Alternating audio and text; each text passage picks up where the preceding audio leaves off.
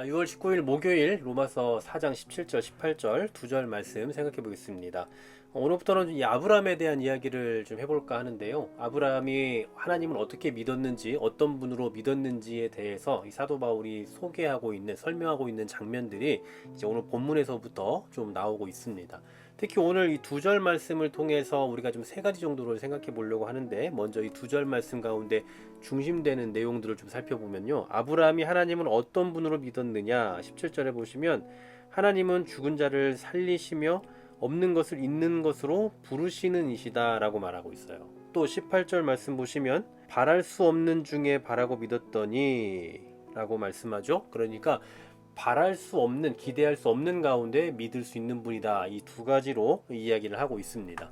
오늘 본문 속에서 우리가 좀 발견해 볼 수 있는 아브라함의 믿음, 첫 번째로는 하나님을 죽은 자를 살리시는 분으로 이해하고 있었다는 거죠. 그러니까 하나님께서는 인간의 생사화복을 주관하시는 분이다라는 그 확신을 가지고 있었다라는 건데요. 창세기 22장 12절에 보시면 하나님에 대해서 뭐라고 말하고 있는지 보십시오. 하나님에 대해서가 아니라 아브라함에 대해서요. 자, 하반절에 보시면 이제야 내가 하나님을 경외하는 줄 아노라 라고 말씀하죠. 하나님을 경외한다. 이게 지금 어떤 사건 이후에 일어난지 아시죠? 바로 이삭을 드린 사건 이후입니다. 그러니까 아브라함이 이삭을 자기 자녀를 하나님께 드리려고 실행할 상황까지 갈 수 있었던 그 이유는 바로 하나님은 죽은 자도 살릴 수 있는 분이다라는 것을 믿었다라는 거죠. 자, 여기에 대한 평가가 이제 히브리서 11장 믿음장으로 불리는 곳에 나오는데요. 이 아브라함의 내적인 신앙 상태가 무엇인지, 그가 정말 진정으로 하나님을 경외하는 신앙이 무엇인가에 대해서 이렇게 말씀하고 있죠. 아브라함은 시험을 받을 때에 믿음으로 이삭을 드렸는데 그는 약속들을 받은 자로 돼 그 외아들을 드렸습니다. 그에게 이미 말씀하시기를 내 자손이라 칭할 자는 이삭으로 말미암음이라 하셨으니 그가 하나님이 능히 이삭을 죽은 자 가운데서 다시 살리실 줄로 생각을 했대요. 이걸 비유컨대 그를 죽은 자 가운데서 도로 받은 것이다 라고 그렇게 말씀하고 있습니다.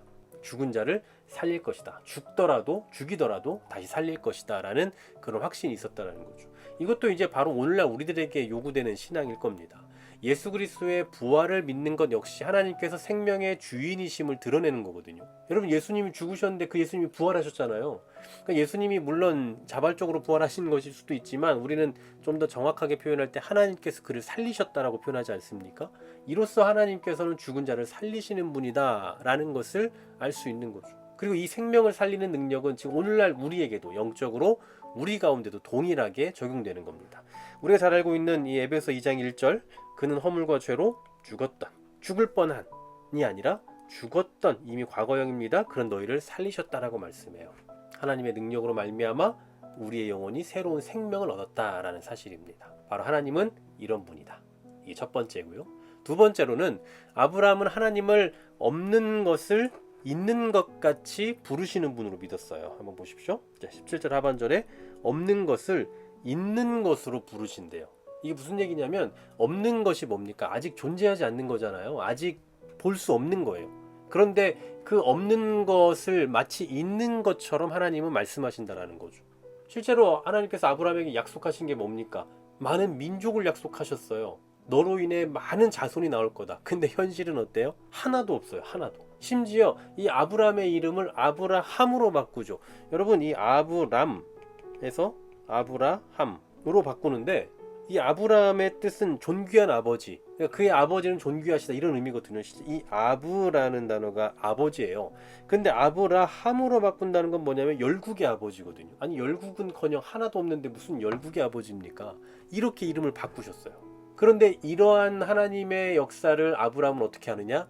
믿었죠. 받아들여요. 현실을 몰라서가 아니에요. 당장 현실은 지금 말도 안 되는 상황이잖아요. 아이를 낳을 수도 없는 상황이고 아이도 현재 없는 상황인데 열국의 아버지가 되게 하시겠다? 말도 안 되는 얘기예요. 이처럼 하나님께서는 없는 것을 이미 존재하는 것처럼 말씀하시는 것이 있다라는 사실이죠. 오늘날 우리에게도 마찬가지입니다. 자, 로마서 8장 29절인데요. 자, 우리가 잘 아는 말씀이죠. 하나님이 미리 아신 자들을 또한 그 아들의 형상을 본받게 하기 위하여 미리 정하셨으니 이른 그로 많은 형제들 중에서 맏아들이 되게 하려 하심이다라고 말씀합니다. 여러분, 지금 우리의 모습을 보면 하나님의 아들의 형상이 하나도 없어요. 나타나지 않잖아요. 근데 우리를 통해서 이렇게 일하시고 우리를 미리 정하셨다. 이 모든 것은 하나님의 계획이고 하나님의 결정이죠. 예수 그리스도 안에 있는 사람이라면 예외 없이 그 아들의 형상을 본받게 하도록 하나님께서 하실 것입니다. 지금 우리 눈에 보이는 게 아니에요. 당장은 아닙니다. 그러나 없는 것을 마치 있는 것처럼 말씀하시는 그 하나님을 경험하게 되는 거죠.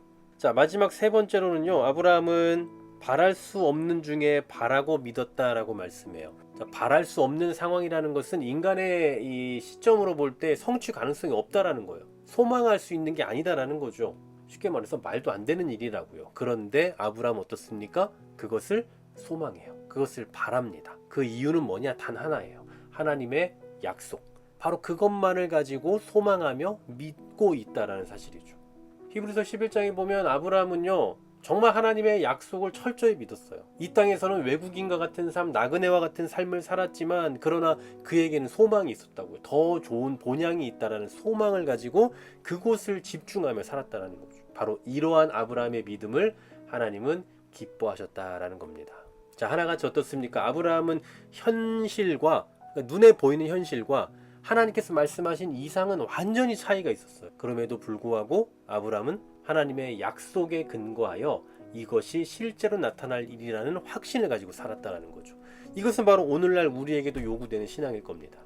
지금 바울은 사실 눈에 보이지 않는 얘기들을 하고 있는 거잖아요. 유대인들과 이방인들을 비교하면서 할례와 율법을 또 대조시켜가며 그렇게 이야기하고 있단 말이죠. 보이지 않는, 믿을 수 없는 그런 얘기들을 하고 있지만, 그러나 오늘 아브라함이 믿을 수 없었던 그런 상황 속에서 하나님의 약속을 믿고 실제로 그 모든 것들이 성취되었던 것처럼 우리에 대한 구원과 우리에 대한 하나님의 사랑도 당장에 눈앞에 보이는 현실은 아니지만 그러나 분명히 이루어지는 일이다라는 것을 이 아브라함의 믿음을 통해서 보여주고 있다라는 사실입니다. 여러분, 우리 눈에 보이는 현실이 전부가 아닙니다.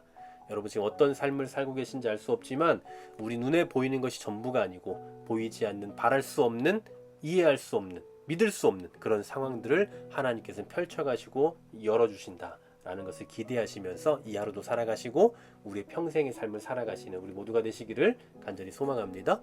하나님, 우리의 믿음의 조상인 아브라함이 가졌던 그 믿음을 우리가 다시 한번 되새겨 봅니다. 보이지 않는 것을 보이는 것처럼 하며 믿었고, 하나님은 생명을 주관하시는 분이라는 사실을 믿었고, 바랄 수 없는 중에도 하나님의 언약의 말씀을 소망하며 믿으며 나아갔던 그의 믿음과 같이 모든 것이 실행되고 이루어졌던 것처럼 우리의 삶 가운데도 그런 놀라운 믿음의 결과들이 우리 앞에 나타나기를 소망하는 마음 가지고 온전한 믿음으로 주님의 약속을 붙들고 살아가는 우리 모두가 되게 하여 주옵소서. 예수 그리스도 이름으로 기도하옵나이다. 아멘.